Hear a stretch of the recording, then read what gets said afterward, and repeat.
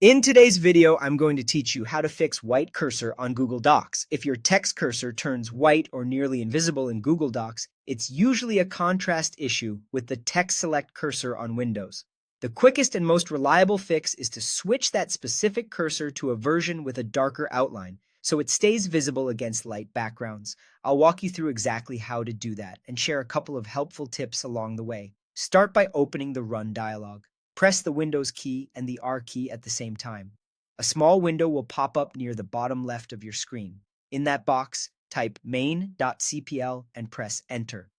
This command opens Mouse Properties, which is where Windows stores all your pointer settings. In the Mouse Properties window, go to the Pointers tab at the top. This tab controls which cursor graphic is used for different actions like normal select, text select, and resizing. Under the Customize section, click on Text Select to highlight it. This is the specific cursor Google Docs uses when you type. Now click the Browse button in the bottom right corner. You'll see a list of cursor files in the Cursors folder. Scroll through and look for a file named beam.r or beam.r.cur. This version of the text cursor has a defined dark border that makes it much easier to see on white pages and in web apps like Google Docs. If you don't spot it right away, try sorting by name, or use the search box in the top right of the window to search for BeamR. Select BeamR, click Open, then back in Mouse Properties, click Apply, and finally, OK. That's it.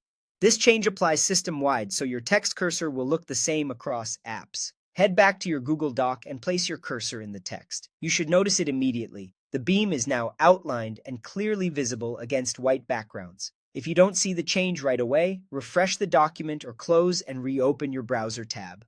A quick note, if you ever want to revert, come back to the same Pointers tab. Select Text Select, click Browse, and choose the original beam file, or switch to your default pointer scheme. And if the cursor still looks off after this change, another common workaround is to temporarily turn off hardware acceleration in your browser's settings, then restart the browser. That's all you need to keep your cursor visible in Google Docs. Thanks for watching, and I hope this made your typing experience much easier.